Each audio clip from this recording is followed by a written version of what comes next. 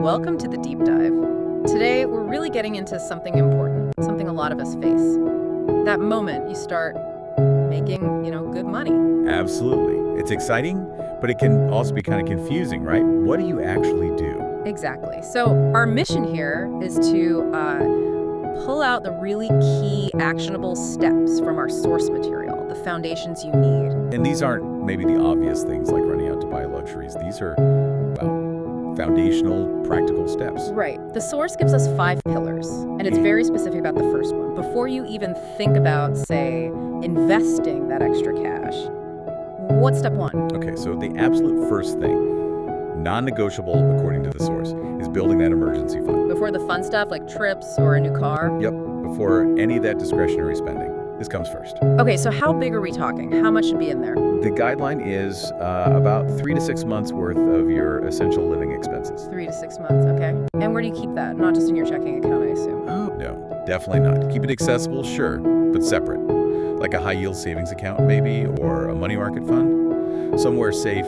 but liquid. Right, because life just happens, doesn't it? The source makes that point. It really does. Job loss can come out of nowhere, medical stuff pops up. Yeah. This fund is basically your safety net. It keeps you grounded, stops a setback from becoming a total disaster for your finances. Makes perfect sense. Okay, so emergency fund is locked down. What's foundation number 2? This one surprised me a bit in the source.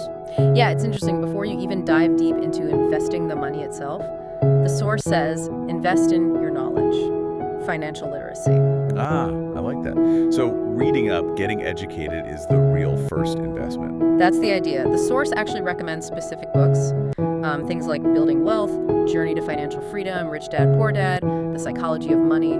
Good starting points. Familiar titles? Yeah. And there was a phrase the source used. Oh yeah, knowledge is wealth in seed form. I thought that was pretty powerful. It's about understanding the game before you play with serious stakes.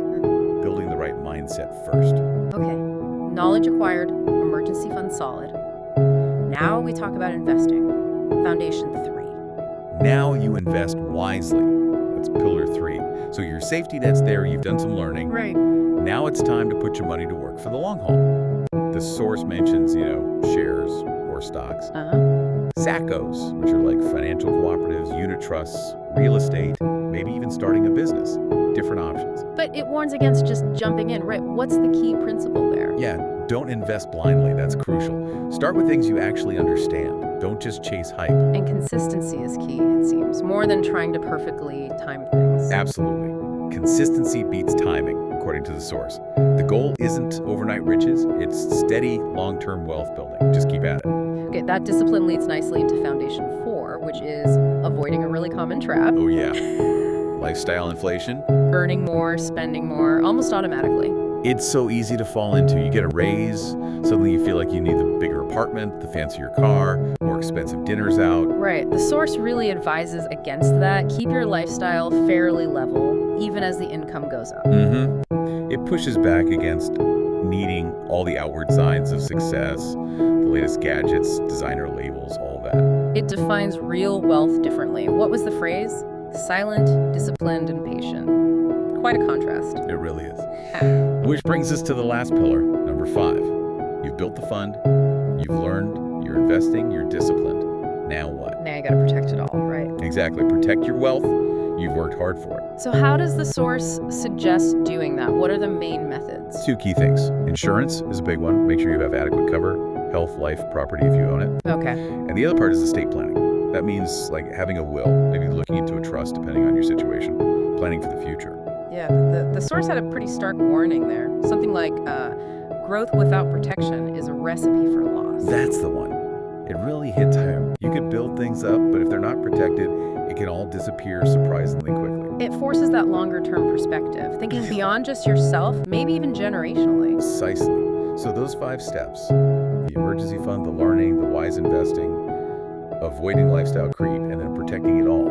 That's the core roadmap from the source for when you start earning well. Discipline and patience really do seem to weave through all of them. They really do. And it makes you think, Yeah. The source contrasts that quiet, disciplined wealth with just showing off. So how does that specific discipline, the one needed to avoid lifestyle inflation, how does that actually fuel the protection and the long-term growth for, like, real generational wealth? Not just having assets, but secure, lasting wealth. It's an interesting angle from the source to ponder.